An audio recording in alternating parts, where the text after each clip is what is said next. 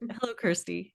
Hi, Leslie. Thank Lovely you to meet for, you. yeah, it's so lovely to meet you too. I really enjoy the little chat we were able to have prior to this, and I'm really looking forward to this conversation. Oh, me too. Thank you. I'm really excited to be here. So thank you very much for having me. Well, my guest today is Dr. Kirsty Miller, and she is a lecturer based in Scotland. And after completing a PhD in social and clinical psychology, her interests turned to investigating the dangers of groupthink and ideological conformity within academia, which I'm so excited to dive into with you. Uh, Kirsty is committed to open inquiry in science, is a member of the Heterodox Academy, the Society for Open Inquiry in the Behavioural Sciences, and is working towards protecting psychology and academia from the excesses of critical social justice. And Trying. and Yeah, she's a I'm trying. contributor to the new CTA book, Cynical Therapies, which I will provide a link for in the description to this video. So it's again, I had the honor of interviewing Ben Harris recently, who was also a contributing author, and I am really looking forward to reading more, and I'm interested in what brought you here. That little description is tantalizing, and I'm interested in hearing where these, how did you come to take the positions and have the awareness of these issues that you have now? Wow, that's a really great question.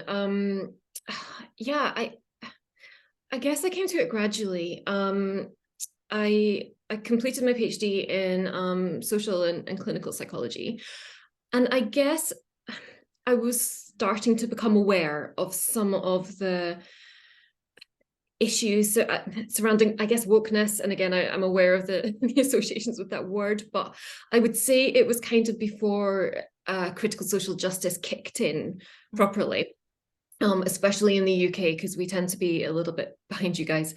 And I think partly as a social psychologist as well, I was particularly aware of the potential problems with it. So my, as I said to you earlier, I guess by trade, I'm a social psychologist, and social psychology is all about kind of how we are influenced by the people around us.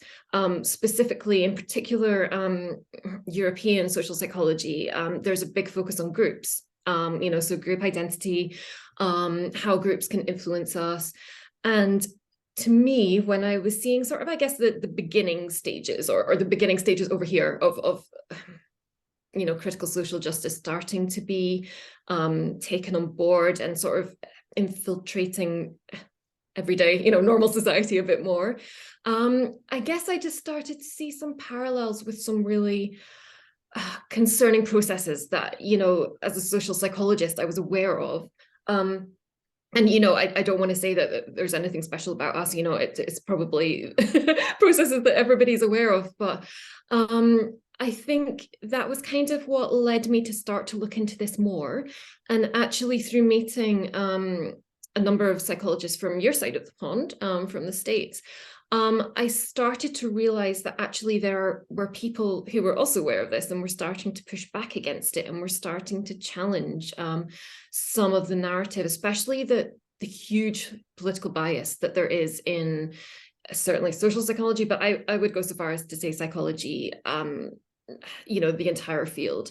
I think there's maybe certain subfields that are more, what should we say, like extreme left leaning than others.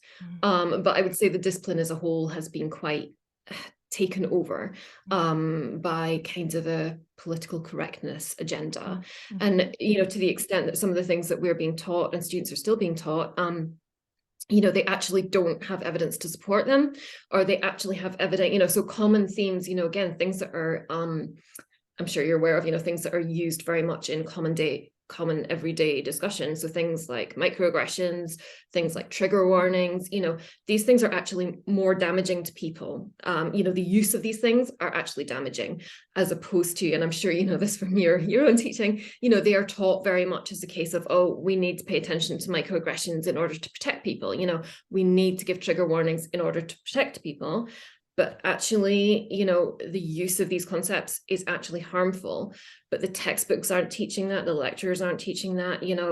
So for me, when I first came in contact with these isolated, I would say, social psychologists in the States, and they were starting to challenge this and push back. And for me, it was just eye-opening. It was incredible. I was like, thank God, you know, because these ideas never quite sat right with me. I felt, you know, there's something not quite right here, but it was just all presented as fact. It was very much presented as, you know, this is the way the world is, and this is actually us pushing back. So you thought, okay, but it just didn't quite sit right with me. And then when I was speaking with these other psychologists, I was like, okay, thank God they're articulating the kind of, you know, the ideas that weren't sitting right with me. And then obviously, you know, I read more and I learned more. So it's been a very gradual thing, but thankfully, you know, these discussions are out there a lot more now, which is brilliant. Obviously, you know, corresponding with the increased uptake of critical social justice, you know, especially in our organizations, especially in our universities, as you've experienced. And, you know, now, obviously, when I'm teaching, you know, I still am getting shut down if I try and present, you know, try and show my students, you know, the evidence to show that actually trigger warnings are not beneficial, you know, that microaggressions are, you know, not really evidence-based and they're deeply problematic, you know, I am still getting shut down. So it's difficult, but it's good that more people are aware of and people are starting to do research to challenge these ideas and push back. So yeah, sorry, that was a very long answer to your question.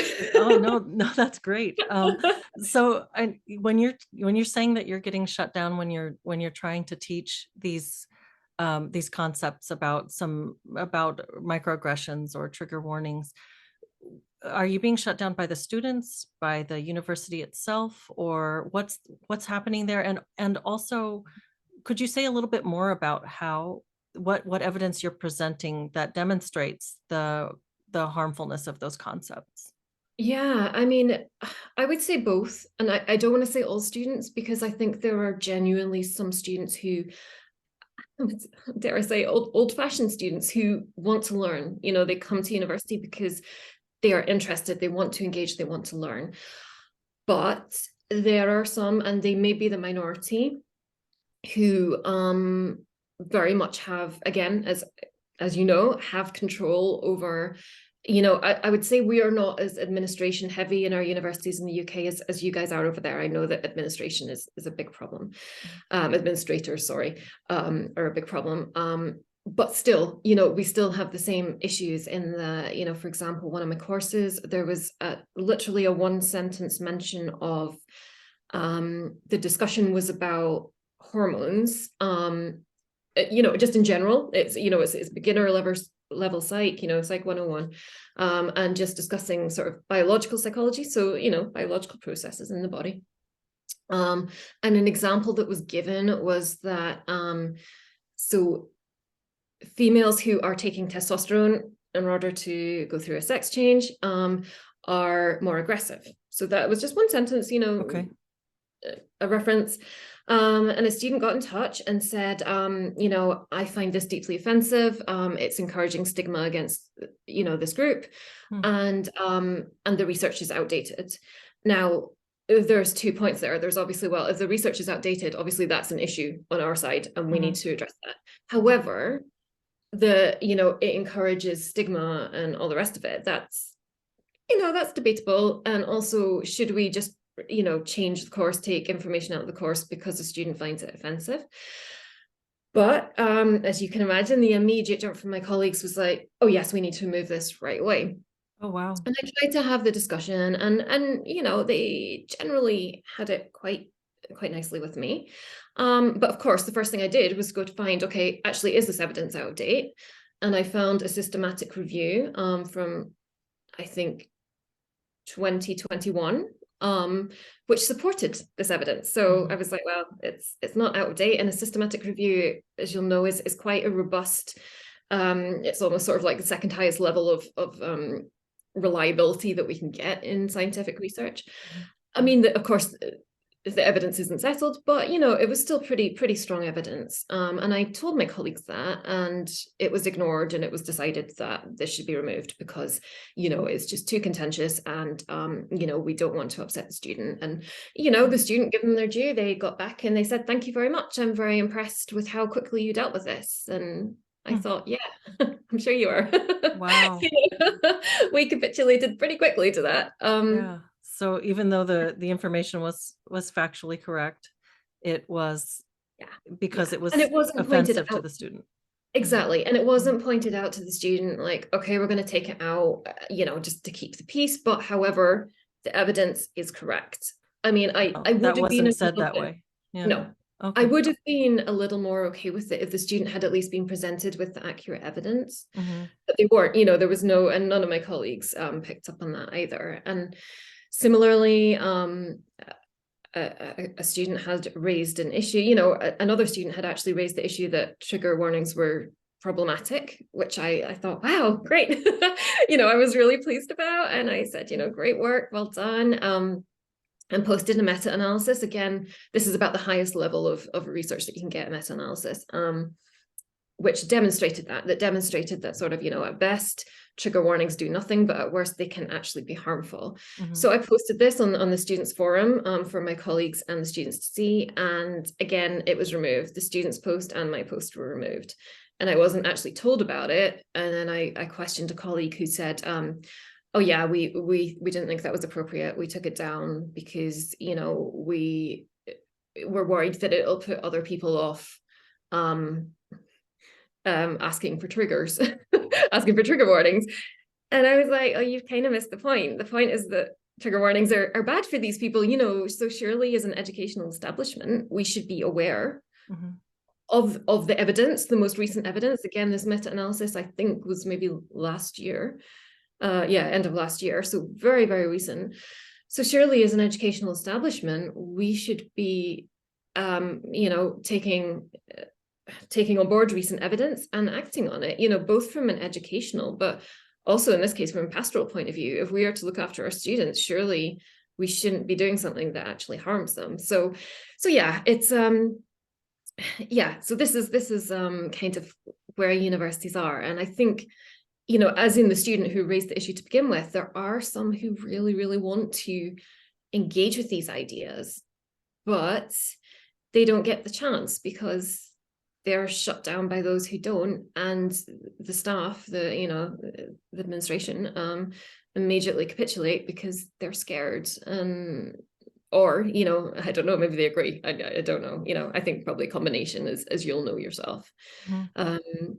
But yeah, it doesn't bode well for either education, but also for the well-being of our students, because you think, well, does this mean we have to remove everything from the course they don't like? Or does this mean that they just have to sit out of certain classes? Because, and as what happens when they go in the real world then is, yeah, these conversations have been had a lot, I know, but yeah, it is tricky. But I think especially because my background is more academic, I find that, and that's why I'm so committed to the sort of evidence-based science, is because this political bias has taken over so much. It's that we have to push this critical social justice agenda, even though it contradicts evidence, even though there's no evidence to support it, and even though it's problematic, we still have to push it, and then any any sort of challenges to that are just ignored. So Mhm. I don't know where it's going to end up, really. I think that's where institutions like the University of Austin, that's what we need. We need that in the UK. We Mhm. need these, well, we need them everywhere, don't we? Mhm. We need Mhm. institutions that prioritize truth over, if that's what people want. If people want to go to critical social justice institutions, all power to them, but they should at least Mhm. admit what they are, I feel. Mhm. Mhm. Rather than universities pretending they were about education and the truth and about science when they're actually not. I just feel that honesty would probably be helpful in that situation. Yeah, yeah, absolutely. And I like a label that says this is the kind of certification you're going to pick up at this university. Right, Got a right. social justice attachment to it, but Yeah. I with mean, a exactly like disclaimer. your Mhm. situation, Leslie. I Mhm. mean, it's like, if you had known at the outset, would you have decided to, Oh study no. there? Would you have paid them your fees? Exactly. So No, no, I wouldn't have. They do have social justice in their tagline. I mean, they're really big on it. It's in their mission statement, but I didn't realize that that was a term of art. I just thought Yes. it was a nice sounding phrase. It sounded like, well, yes, I'm all for social justice. I Yeah. didn't know Yeah. it was a package of beliefs.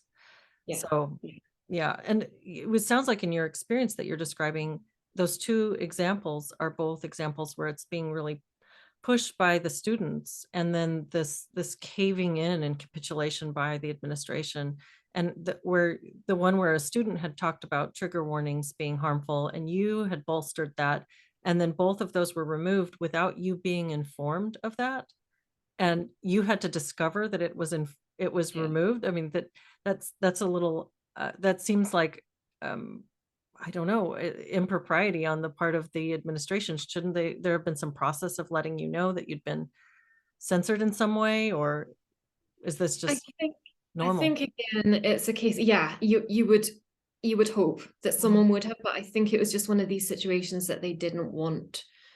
It's just a case of let's move on from this as soon as possible. It sounds like it's very fear-based on their part, like they're Absolutely. I running think so. from these intense feelings that the students are expressing. Yeah. And I think part of it is because they don't know how to deal with it, because at the end of the day, there probably is some awareness that what I was posting, on the one hand we're saying to students, pay attention to the quality of research, we need to pay attention to the evidence, because psychology still claims at the moment to be a science. And I think that's why psychology has sort of been so prominent in the whole sort of culture war thing, is that it's kind of where there is such a clash, because on the one hand we do claim to be evidence-based, but then on the other hand it is so overtaken with social justice, and a lot of these ideas have come from psychology, or at least been inspired by and encouraged by psychology.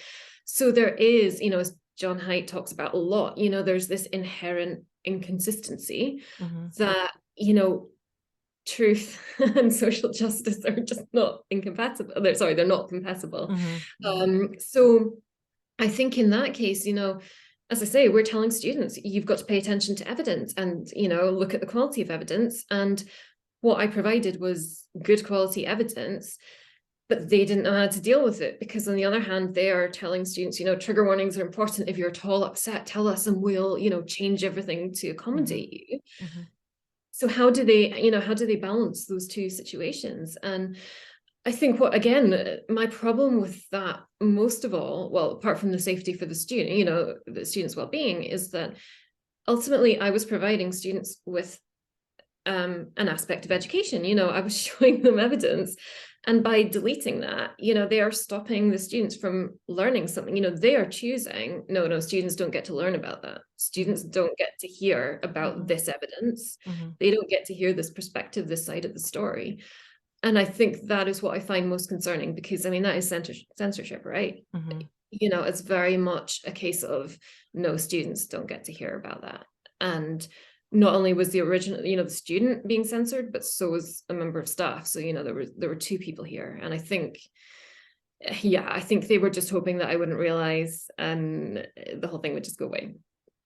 Mhm. So yeah, it's an interesting one, isn't it? It is interesting. And have you ever seen anything like this before in your study of social science, wherein people are so emboldened and so convinced of their righteousness that it it, it strikes me like if you can have people who believe a religious belief very fervently, and many people do. Many people are deeply religious and believe with their whole heart that they are, um, correct, and that their beliefs are fundamentally true.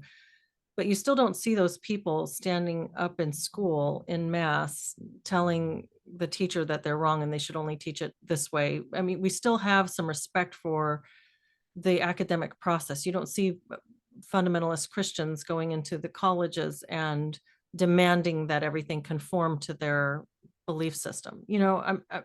So Yeah, this just is this. It's this religious. There's a religious aspect to it, but without an awareness that it's a religion.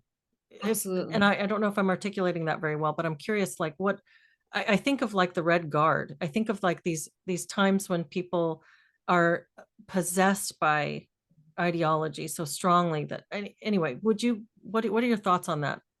Yeah, I think you're absolutely right. And I think the interesting thing about critical social justice is that it, yeah, you're right. It's so bound up with righteousness, isn't it? And it's so, and I think it's a combination of things. And again, there's people much more qualified to talk about this than me, but I think it's a combination of sort of dare we say, the coddled generation, sort of coming of age, combined with a big sense of entitlement. And again, some of that has been encouraged by universities, for example. Again, the student is very much treated as consumer. Mhm. So on the one hand, you kind of think, well, if they're paying vast sums of money, should they get to dictate what they're taught? I personally don't think so, but it's maybe a question. So I think there's a combination of things coming together, very much a lack of intellectual humility, very much a case of, sort of my way, at university, it sort of manifests as, I am right. And, if you don't agree with the grade I should get, then you are wrong and you should increase my grade. But, I think the critical social justice is the same to the extent that this is the worldview that is right. And it's kind of maybe tied in with what you were saying earlier about the language that is used. And I know James Lindsay does a lot of, talks a lot about this, the language that is used. The idea of social justice, because on the face of it, it sounds great. Of course, we all believe in justice. We believe, well, most people anyway, they want to be good people. They want to, see a just and fair world. So I think as well, it's kind of tied in with the worldview as well, that, I think it is quite a left-leaning concept. It is very much tied up with morality and no, that's not fair, because I know conservatives, I think very much the sort of if you don't believe in justice, if you don't believe the same as us, you're a bad person, I think is quite a unique concept, sort of associated more with sort of the left-leaning. And universities tend to be very left-leaning, again, especially when you get to fields like psychology, for example. And I think it's a combination of all of these things. And I realize I'm not really helping answer your question at all. But I think it is very much this kind of firm belief, but also the sense of identity, getting this sense of identity and this sense of righteousness from what we believe, which again is, I think, is very, not necessarily the righteousness, that's not fair, but but sort of religious, isn't it? Very much I get my sense of morality, I get my sense of who I am from my religion, and in this case the religion is critical social justice, and therefore it's, again, for me, from a sort of a social psychological perspective, it's, going back to the group thing, like the sort of group identity is very much, you take on board the groups that you're part of, you take that into your identity. And I think, I think we've seen a lot more of that as well, maybe to do with partly the decline in real religion.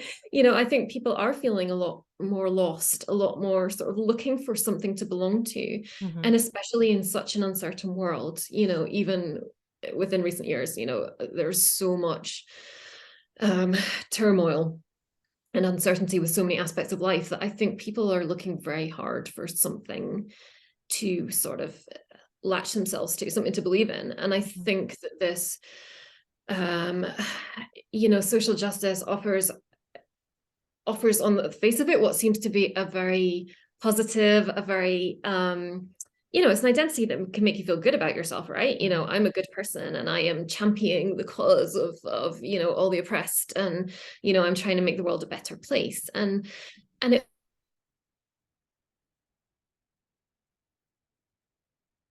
powerful, very powerful concept, because it gives you a whole load of privileges, ironically.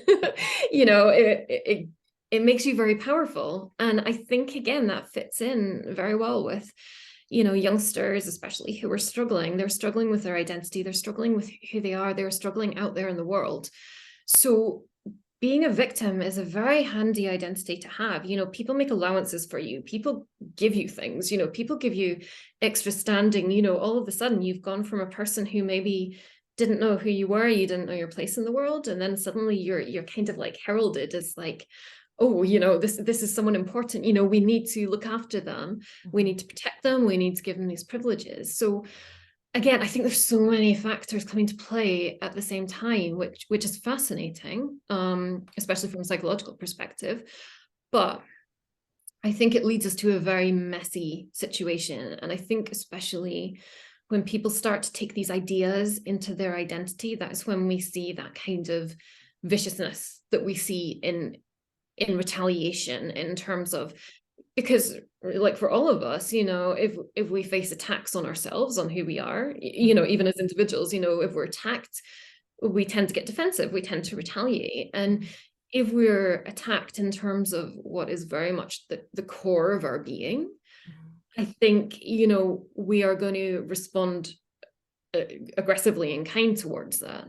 And I think that is kind of, again, played a big part in where we find ourselves now, is that, there's not discourse, there's not discussions. These discussions, like we say, these discussions are shut down.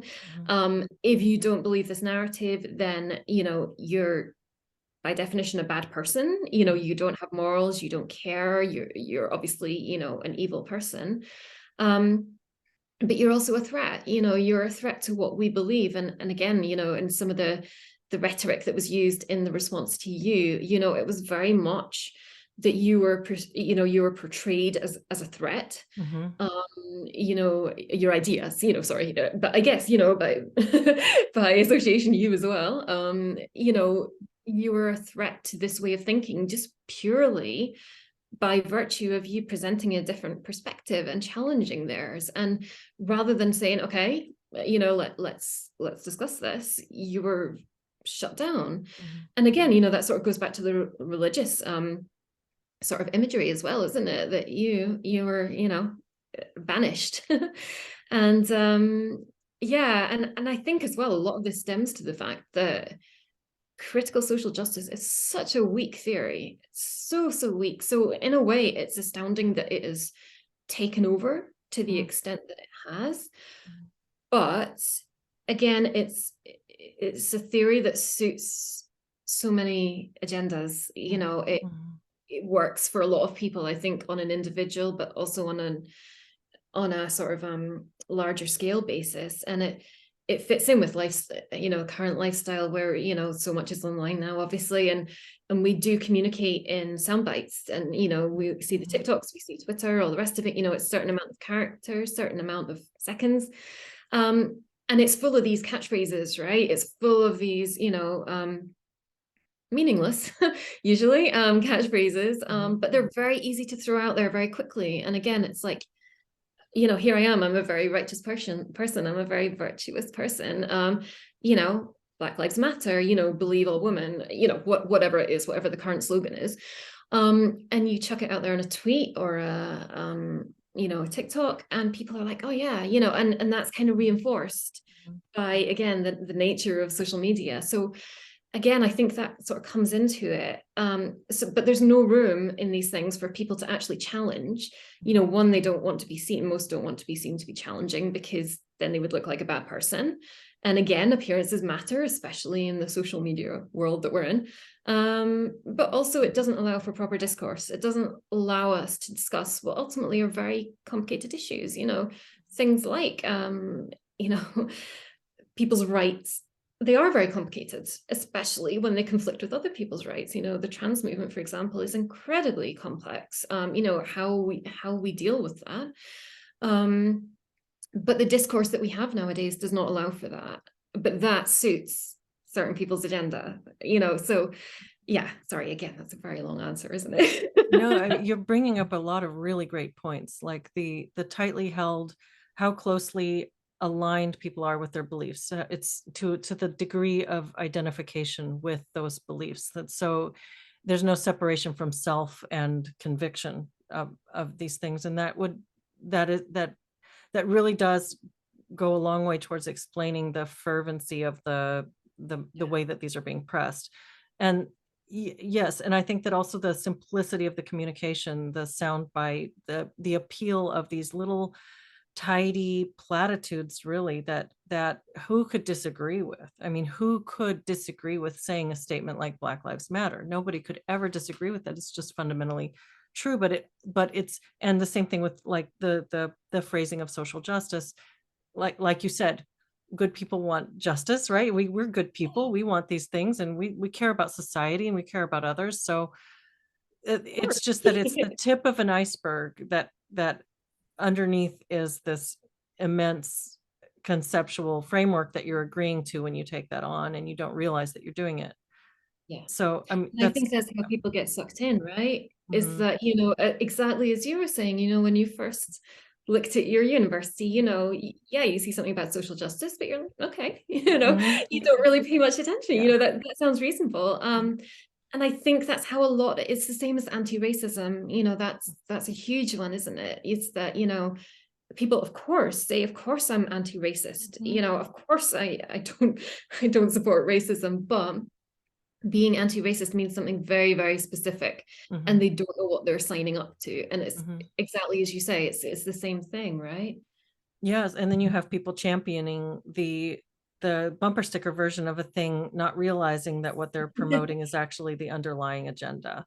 So, Yeah, yeah, yeah. and when it comes to one, so kind of a segue from this is I when I studied social psychology in undergrad, one of my favorite concepts was the concept of in-group out-group dynamics. And I Mhm. understand that that's something that you have spent a lot of time sort of examining. And I've thought many times some of the things that we're trying to discuss here when we talk about race from a social justice perspective is just a dumbing down of the concept of in-group out-group dynamics and a oversimplification of that. And I wonder, do you have some thoughts on that you, Yeah. any work you've done on that? Yeah. So my chapter in cynical therapies actually looks at that, and it's actually based on um it's based on a paper that I actually read when I was a student myself, and it really stuck with me because I felt it was such a powerful theory. I would recommend actually reading it. So I'll give you that Oh, actually please. afterwards. Um, Okay. yeah, if you're interested in social psychology, it's a very readable paper, but it's actually looking at basically, one for me anyway, and I think the reason that a lot of people go into psychology is to understand people, or understand, the big events. And for me, I often start off social psychology looking at some of the biggest, I guess, the most relevant social psychological um, events, shall we say, and I talk a lot about the Second World War. Mm. Um, and this paper actually looks at that. Basically, I talk to my students about how can we understand horrors on the scale of the Holocaust, for example. How can we understand people behaving in a way that for most of us, thank God, we still can't really conceptualize, we can't really get our heads around. And I think for me that is one of the big challenges, is that, and a lot of social psychology is actually born from that, is trying to understand specifically the events of the Second World War. And yeah, so this paper that I read, it looks at let me just double check so I'm not misquoting here, but it's called Making Virtue of Evil.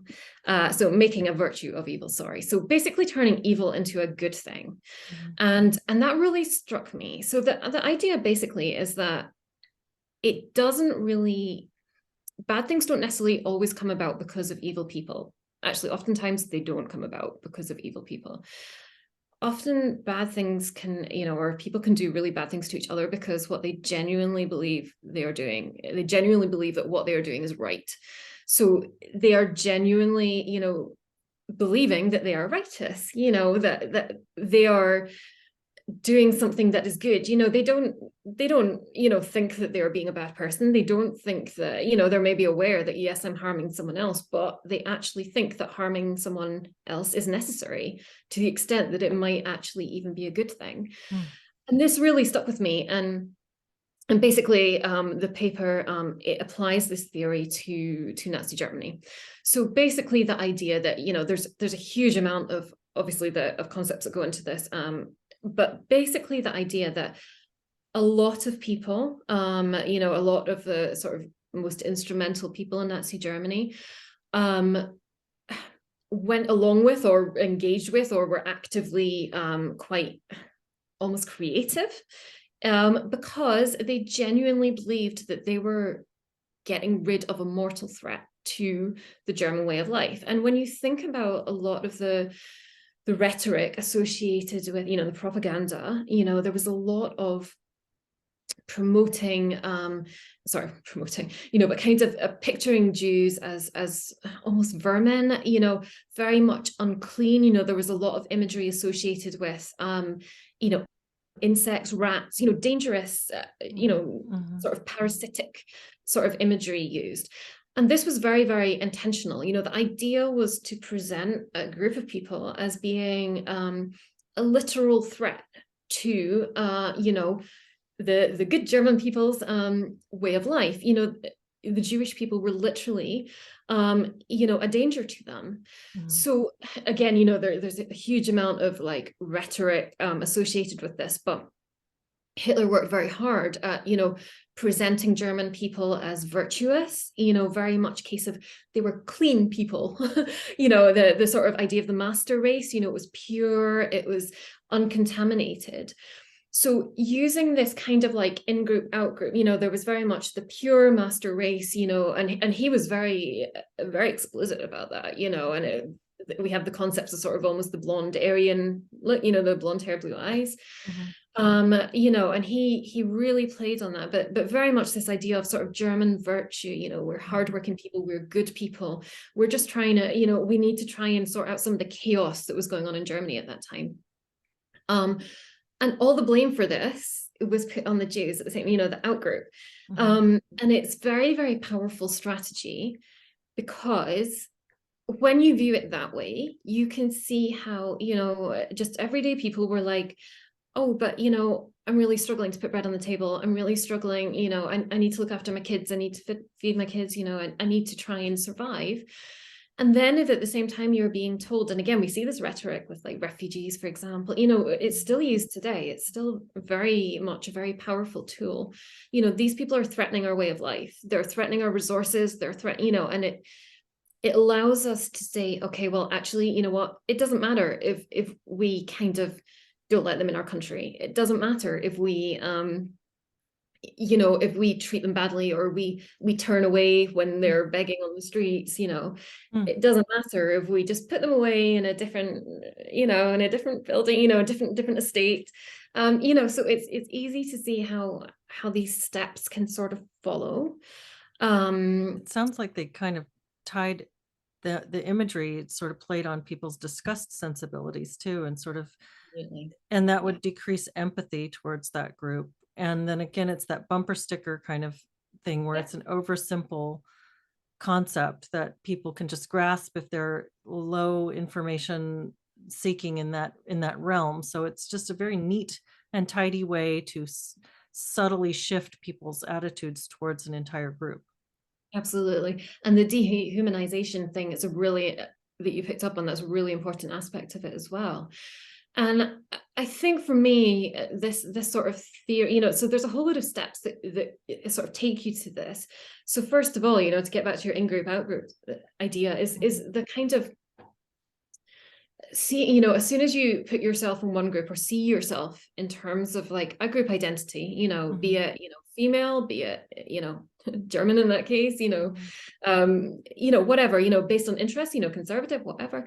As soon as you put yourself in this sort of group, or see yourself or take on board into your identity, this in-group, then by definition, you're going to have an out-group. You're going to have, a group that is not you. So you've automatically sort of caused this split. And again, that's what we saw in Germany. We saw, obviously the Nazis using this, there was very much the master race, the pure bread. And then there was all others who could potentially contaminate. So they were the out-group. And then the next step is kind of like we've seen, you know, very much implying sort of virtue, applying positive attributes to your own group and negative attributes to the other group.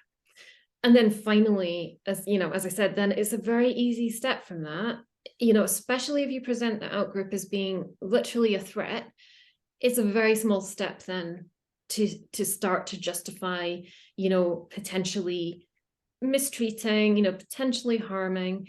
And we've seen that, you know, we've seen that through history. You know, obviously the original example was applied to Nazi Germany most predominantly, but you know, we see that through groups now. But the really interesting thing about critical social justice, and it's this parallel that I draw in the book, is that they basically do this process for us. You know, critical social justice is all about, as you know, dividing society in terms of groups. And the whole point is that these groups are based on power, you know, so we have the oppressed and we have the oppressors. So they have done all the work for us. You know, they have created an in-group and an out-group. You know, we have women who are oppressed by men. We have white people who are oppressed, everybody else. We have, you know, in terms of sexuality, you know, we have heterosexual people who are, you know, so literally they have split society according to, you know, their version of, you know, in groups and out groups. It's like, you know, if you're, you know, and of course then, if you're in the oppressed group, then you're good. You know, you're very much the victim, you know, going back to what we were saying about victims, you're very much, you know, it's like, oh, per you know, you've been oppressed for centuries. And, you know, and you can see how easily this rhetoric comes around. You know, it's like, oh, look, there's the evil men who have been oppressing us women for, you know, for centuries. And you can see how it becomes justified for us to say, but we're fighting back against that. You know, we're being unfairly oppressed. We're having our rights taken away from us. We're having our,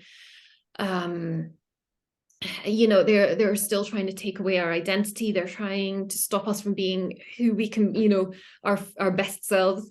So it's very easy then for us to sort of justify retaliating, and for other people watching to say, well, actually, you know what? I can see why they did. I can see why they kicked back against that. And then, as I say, you know, critical social justice has done this very, very powerfully, very easily, you know, because the whole theory is basically on the idea, exactly as you say, of splitting in groups and out groups. You know, when we apply that to therapy, you know, if I go to the therapy room, you know, if I go to a therapy room and the therapist is a critical social justice therapist, they will say, oh, any problems you have are due to you being a woman. You know, so for me, they have told me which group I'm part of. So they've told me that my in-group is female. And they've told me that any problems I experience are because I'm oppressed by men. So they've already told me, okay, you know, you're the victim, you're the good one here. Men are the bad ones here. And the way to get around this is for you to push back against this oppression. So they have basically created this entire narrative for me. And as you know, you know, that's highly unethical for so many reasons, but also it's not taking into account, you know, is being a woman important to me? You know, personally, for me, it actually really isn't. It's not, you know, I don't view myself, you know, on an everyday basis. I don't really think about my femaleness. So for me, if I was experiencing depression and I went to a therapist and they're like, oh, it's because you're oppressed by men, it would be such an irrelevant issue for me. But they would just be like, oh, it's because you know, you haven't accepted that, you know, and they would then tell me, you know, how I was, you know, and help me to see how I'd been oppressed. But again, when you think of the consequences of that for society, it is so divisive. It's so divisive, you know, the whole, exactly as you said, you know, the in-group out-group thing, it's there in the words, right? It's there in the title that it's so divisive. And I think that's what we see in the world, right? When we look around us, is how divided the world has come. And I think the thing with critical social justice is that the whole point of the theory is to divide society. You know, that's the point of it. But they have also been very sneaky in, again, to go back to your earlier point. Sorry, excuse me. So sorry about that. That's okay. To get back to your earlier point, it's the righteousness associated with it. So they've not only split the world that they look at in terms of, you know, these predefined groups, it's that you're either with us or you're against us. And again, we see this rhetoric used all the time. You know, it's very much a case of, you know, the silence is violence thing. Again, your bumper sticker. You know, if you are not with us, if you are not supporting our cause, and if you're not championing, you know, women's rights or trans rights or whatever, then that means you're against us. So they have created an extra level of in-group, out-groups by saying, well, critical social justice is the way to see the world. You know, if you're a good person, if you're a righteous person, you know, if you care about the world, this is what you believe, because by its nature, it's very exclusionary. You know, it doesn't allow other theories. It doesn't allow other ways of viewing the world. So it's very much the case of, if you don't view the world this way, you are the outgroup, you're the bad person, and you have to be destroyed. You know, you have to be challenged, you have to be shut down, you have to be closed down. So they have been very clever with it. But then you also have to be an activist. So yes, exactly. yeah. Exactly. Yeah. So they've, again, it's drawing in the sort of activism, exactly as you say, you know, that the kind of the sense of meaning, the sense of righteousness, and whether it's all intentionally done, I don't know, or whether it's just that so many variables have come into play at the same time, and it's created this you know, sort of unique situation. Yeah. I don't know. Something really I know. want to ask you about. I want to ask you your thoughts on this, because as you're giving examples that are really that I think are really tangible to us right now, like the Holocaust, World War II, and then I often think of the Chinese Cultural Revolution and the way that I think it was the anti-Han sentiment and was drummed up. These are in both of these examples, like if you think about the way that the Jews were targeted, it was the Aryans were the good, and then the Jews and anybody who was like different racial makeup or disabled or whatever, and if you were part, there was a clear in and a clear everybody else. And Yes. and something that's I think is a little different in the social justice world view is that it's very splintered. You have your intersectionality. So you have your intersectional categories, which splinters society into millions of, I mean, like potential Right. mixtures, right? But it also splinters the individual. And so you are, yes, there's like LGBTQIA or whatever, however long the acronym wants to get, because I've seen it go really long now with Yeah. numbers and things in it, or everybody else, the cis, straight, heteronormative, whatever. So that's in and there's out.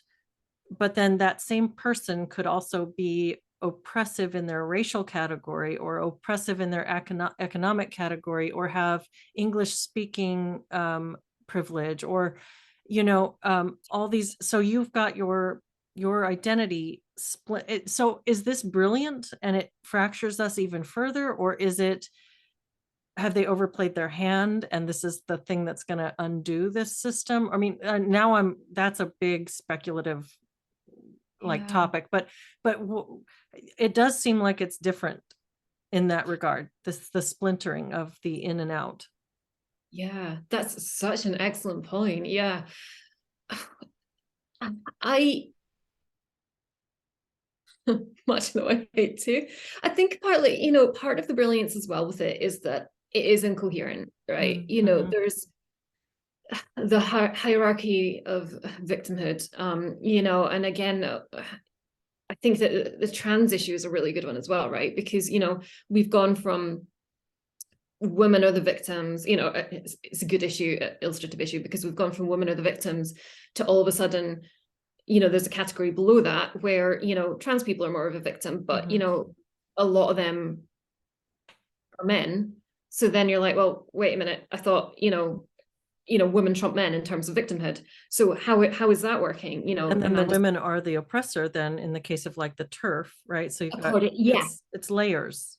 Yeah. And to be honest, I've seen, like, you know, feminists livid about this, you know, and the cynical part of me thinks, you know, is it just because all of a sudden you're not the victim now. You've had that taken away from you. But no, I obviously I sympathize with a huge amount of the issues there. But yeah, I think that, it is so inconsistent, and I think that is part of the beauty of it, is that there's no logic to it, and people who champion women's rights at the same time, I've seen them championing trans rights, and you're like, they're absolutely incompatible, and I think, but that's the whole point. I mean, that's why it won't stand up to logical criticism. And it can't. So that's why they shut down, discussion.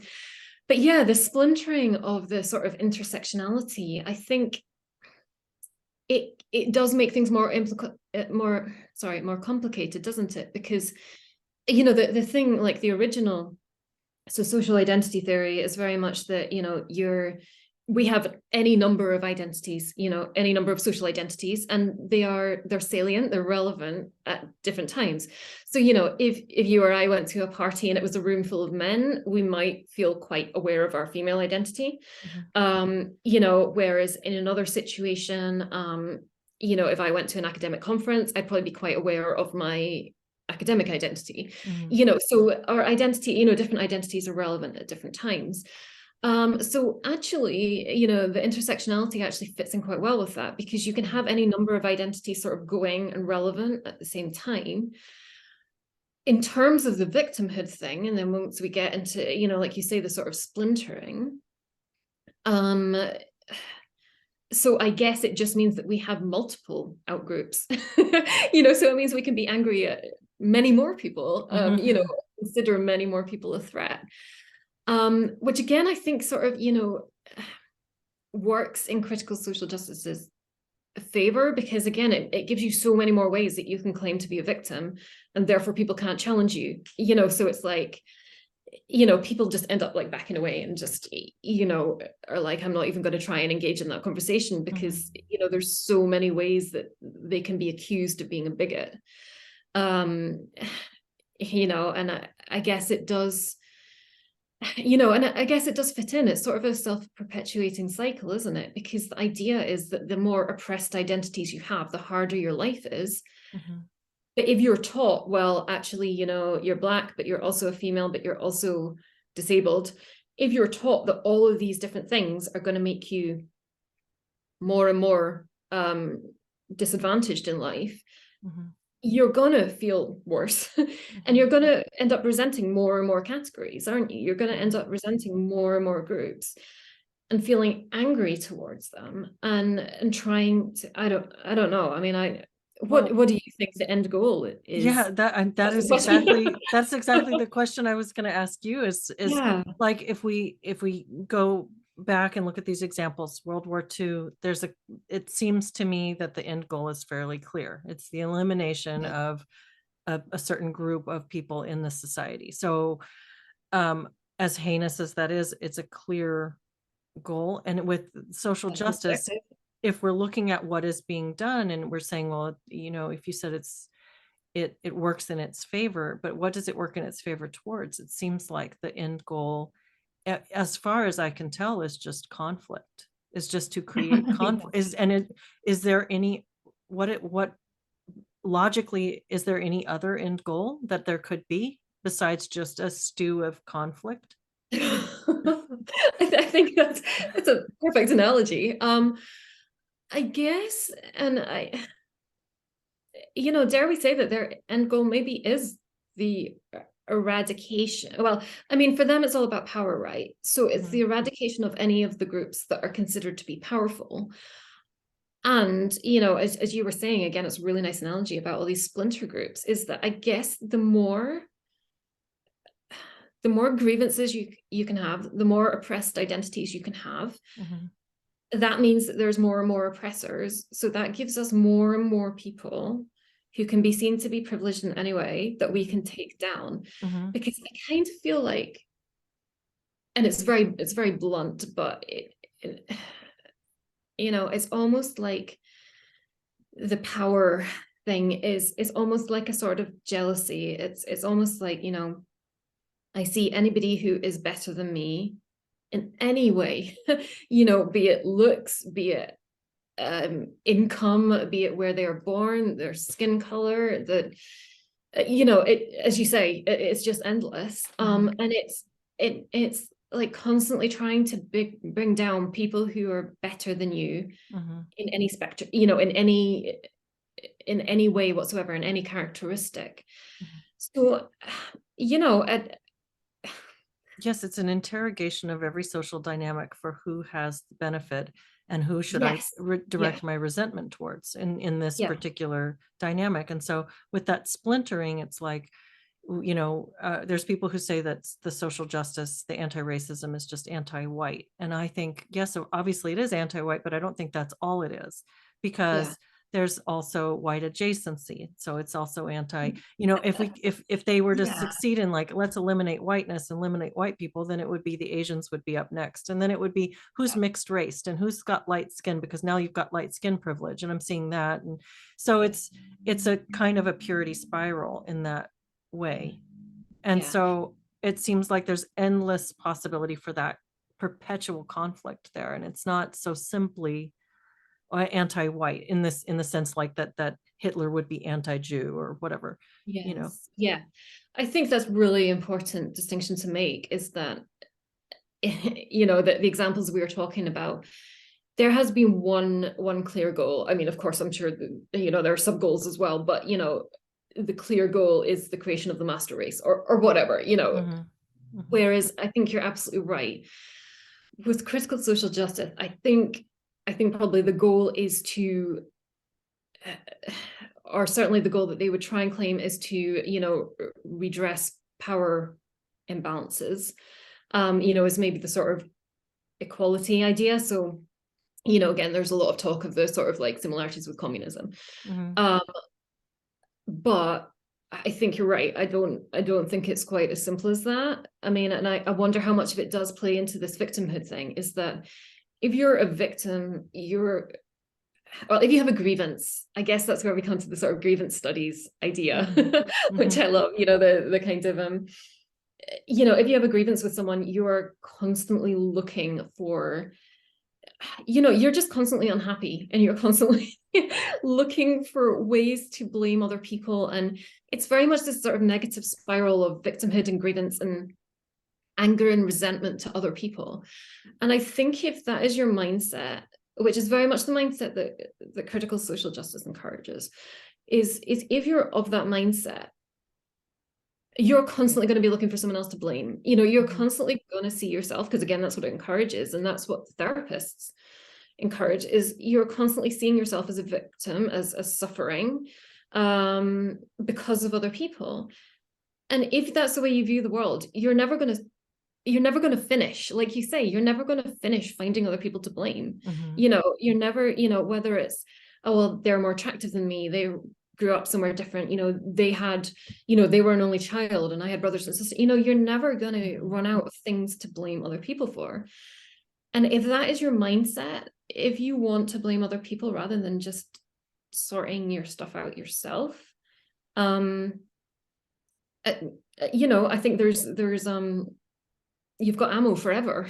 So it's that constant. But you think, as you said, is that their goal, just to keep people in this perpetual cycle of blaming other people? I mean, I guess for the individuals, it's easier. And I think that's why a lot of people fall into this trap of victimhood, is because it's easier to blame other people, right? It's so much easier than to actually try and deal with things yourself. And that is why it's very tempting. Yeah, exactly, right? We've all been in situations like that where it would be so much easier to blame someone else rather than take responsibility. And that's why things like CBT are so effective, because they encourage the individual to take responsibility. But again, there's a huge anti-CBT movement because it's come along with I didn't even know that. That's really interesting. Oh yeah, that's a story for a whole other. Yeah, I guess so. Yeah, so yeah, there's a lot of people trying to get rid of that. And again, it buys into this victimhood mentality, because it's easier. And of course, someone is going to rather go to a therapist who says, oh yeah, of course you feel depressed because the world is unfair and everybody's against you. It's much it's worse for you, but it's much easier for you to cope with, rather than addressing the problems within yourself that are going to help you overcome and actually lead a successful and happy life. Yeah. You know, but yeah, it's really hard to figure out, isn't it? It's really hard to figure out an end motive. And I'm sure, some of our colleagues who are experts, who have really studied this a lot, maybe have some theories on that. But yeah, I mean, I don't know what you think. Yeah. Yeah. No, I think that's fascinating. And it's really, well, yeah, we could talk about it all day and just scratch the surface, I think. So, Yeah. I yeah, mean, I would love to hear what other people think as well, I because I would think, too. it's such a tough one to figure out, isn't it? Well, And and I do hear lots of people with suggestions for what they think it is, and again, many of those are also very simplistic, and maybe it is, maybe something simple is the answer. Keep us squabbling amongst ourselves while the bankers roll in central bank digital currency, and that's the whole point of the social justice thing, is just to keep our eyes off of bigger and more important things that are going on while our world is being recrafted to suit moneyed interests, and we are kept busy being, yeah, the culture distracted with wars. strife. Yeah, Yeah. So, and yeah, maybe it is that simple, but it's certainly a very, very interesting topic. And it's interesting how, I mean, it's fascinating and horrifying, but fascinating to watch how effectively it has taken hold, and how it, it, it seems very quick to me. I mean, I know some people say, oh, I saw this coming back in the 80s, or it's been coming along. Well, I didn't see it coming. I'll tell you. I mean, I and I can look back at my own sort of mindset and worldview in earlier times and think, well, I was kind of naive to some things that now I see as red flags that we're building towards this. But even with that in we all mind, have, we all have 50-50 in hindsight, right? yeah, right, exactly.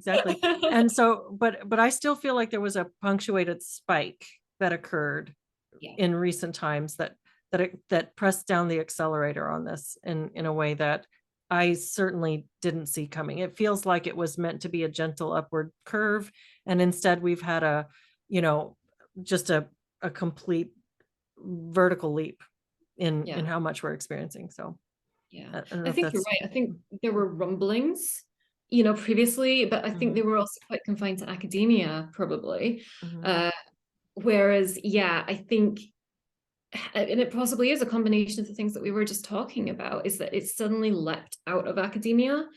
And I think possibly partly due to things like social media, possibly as well, like we're saying, the sort of coddled generation, the generation who have always been kind of protected. And, mhm, so of course they're going to gravitate towards a theory that actually says, mhm, actually nothing's your fault. mhm, Everything's always everybody else's fault. Um, and also, the world is tough right now. And I think it's easier, like we say, to adopt that. And it's really tough to, and then like we're saying as well, people are, again, sort of social media that encourages talking in sound bites. People are not as able, or people do, that sort of, I think, channeled our discourse into mhm, these sound bites, mhm, which, whether critical social justice is just, absolutely, sort of made the most out of this, or whether it was, by design, I don't mhm, know, but mhm, I think mhm, it has very much, there are so many things that have worked in its favor, and I think mhm. technology is a lot of them, and that's obviously a topic for another day, but Well, I I would think, love to explore that topic at some point, because I oh, really also definitely. see the dovetailing of technology with this as being a really important aspect of what we're experiencing. Yeah, So definitely. I'd be I think, super interested in that discussion. yeah, well, John Haidt actually, I think, has just really recently published something about liberal females in particular, and kind of the mental health, and the tie-in with things like social media as Mm, well. mm, mm. So yeah, I mean, I think these ideas are fascinating, and I would love to hear, um, yeah, other people's perspectives on kind of what has, sort of accelerated this, as you've said, Mhm, because I mhm. think you're spot on, and especially I think your question about what is the end goal. I guess that's, please keep asking that, because everyone would love to hear the answer Yeah, to yeah. that. Yes, I would certainly love to hear that as well. And Yeah. so, as we wrap up our conversation today, do you have any suggestions, any links you want me to include, or references, or recommendations, or your own material that you would like to direct people to?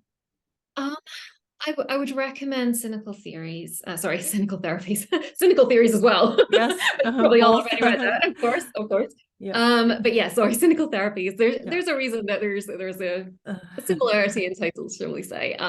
But yeah, if you could share that, I sure that would be will. fantastic, because I think obviously, you know, for anybody interested in psychology, in particular, obviously the therapy aspect, I think it's essential reading, to be honest, for parents as well. You know, I think for anybody who either themselves or loved ones, you know, are struggling with their mental health, I strongly recommend reading it for that purpose. You know, just out of general interest, I think, you know, obviously I'm biased, but I think it's a readable book. But I think it's so important from a psychological perspective that people are aware of what is happening. And as you're saying, you know, this has happened very quickly, and I think people are aware of it in the wider world to an extent. You know, Mhm. there is more discussion in the press of you know, culture war issues, but I think people haven't realized how much psychology has been taken over and by critical social justice, and the, I mean, I can't overemphasize the danger of this. You know, Mhm. we have, you know, therapists, you know, generations of therapists now who are being trained in critical social justice, so they are telling their clients, you know, yeah, basically, you know, your problems are because of your group membership. You know, you Mhm. are oppressed, you know, or alternatively, you're an oppressor, you have to atone for this, you know, you should feel damn guilty, you should, you know, Yeah. neither of which obviously are what therapists are doing. But Mhm. you know, they're teaching people how to be ill, they're teaching people to look for microaggressions, Mhm. they're teaching people to be fragile, um they're teaching divisions. I mean, and goodness, have the last few Yep. years told us nothing other than, you know, that, you know, division is bad for humanity, you know, and that is what they're encouraging, is for people to, you know, look for problems with other Yeah. people, you know, for people to hate other people, you Yep. know, and you think there is nothing more inappropriate for therapists and psychologists to be doing than what they are doing now. And this is Mhm. all because of critical social justice. And I really strongly can't emphasize that enough, that, you know, if yourself or a loved one is struggling, please make sure that you are consulting with someone who is not, you know, is not schooled in critical social justice. You know, ideally, um, come to someone who explicitly speaks out against it, Mhm. because these are the people who will help you get better. They will help you get well. If you go to someone who is endorsing critical social justice, you know, however it's worded, be it critical theory, you know, queer theory, whatever, if you are going to people who endorse that, you are going to end up more ill, or the people you love are going to end up more ill. So yeah, I would say that's the key thing I recommend. Our group, Critical Therapy Antidote, which I know you're a member of as well, Leslie. You know, they can advise, they can, you know, if you contact them, if there's anybody, you know, wherever you are in the world, if you say, you know, are there any therapists who I can turn to, who can support me, you know, we can put you in touch with that. So yeah, I guess that's my parting shot. You know, please, as I say, I really can't overemphasize how important it is, because already we have a lot of people really struggling, and recent years events have obviously worsened that. But if therapy and psychology continues the way it's going to, we're going to have, you know, a crisis well beyond what we have at the moment, and not even just in mental health. I think just with humanity. You Yeah. know, that doesn't sounds very exaggerated, but I think, you know, the divisiveness and the hatred that this theory promotes is very much, you know, putting us down that path. So Yeah. yeah, thank you so much for allowing me to talk today. Honestly, I realize that I have talked a lot more than you. Well, that's But the point. thank you so I'm much. delighted to hear people get to tune in and hear me all the time. They don't get to hear you all the time. So I'm really happy to have you, and to have had the opportunity to have this conversation with you. And I hope we get to talk again in the future. It's Me too, so much. And I would love to hear what everybody, you know, if anybody disagrees with me or has different perspectives, I would really love to hear them as well, because as Yeah. you can tell, I'm fascinated by this, and you know, and it's you know, it's something that I think we need to try and figure out between us somehow or other. So thank you for giving me that opportunity Do you to have any social links that you want to share for yourself, or yeah, I thank you if that's okay. sure? So my website, sorry, I should know these things off the top Oh, of my head, yeah. shouldn't I? Well, I think I gave them to you you, didn't I I? have the website. I can read that out. It's That would be perfect. Thank you. www.kirsty KIRSTY -Miller MILLER.com. Thank you. Thank you And so then much. Yeah. any Yeah, other so ones or that's just my that one? That's my main one. Save Mental Health is another one that we're developing. It's still in development, but again, it's probably more UK based, but it's one that we're developing. So savementalhealth.com. Okay. You'll get that there. And my Twitter is just call me Kirsty, without the T. So just call me Kirsty because it's not long enough. But again, I'm Okay. sure you can share, Leslie. Thank you. Okay. Yeah, I'll put links to those in Thank you the so notes much. as well. Yeah. Thank you. But it's been such a pleasure, and yeah, hopefully talk again anyway. Yes, I would love that. And thank you again.